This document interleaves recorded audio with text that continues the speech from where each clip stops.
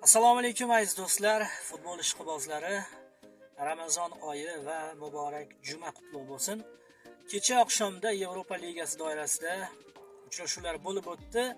Unda Rimning Roma jamoasi Atletik Bilbaoni qabul qildi. Hamyurtimiz Eldor Shomurodov, xabaringiz bor, Roma tarkibida to'p tepmoqda va fevral oyida Eldor oyning eng yaxshi o'yinchisi bo'ldi. Ya'ni Roma jamoasida aniqrog'i oyning eng yaxshi o'yinchisi bo'ldi.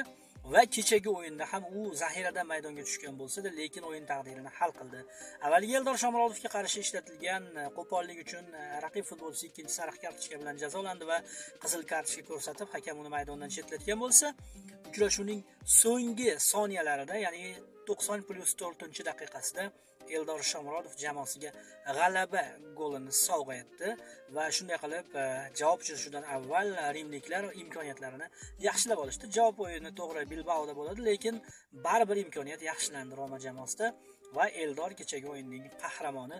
Bizni quvontiradigan narsa shundaki, fevral oyida nafaqat Eldor o'z jamoasida oyning eng yaxshi futbolchisi bo'ldi, shuningdek endigina Manchester City tarkibida faoliyatini boshlagan Abduqodir Husanov ham shaharliklarning eng yaxshi futbolchisi deb topildi.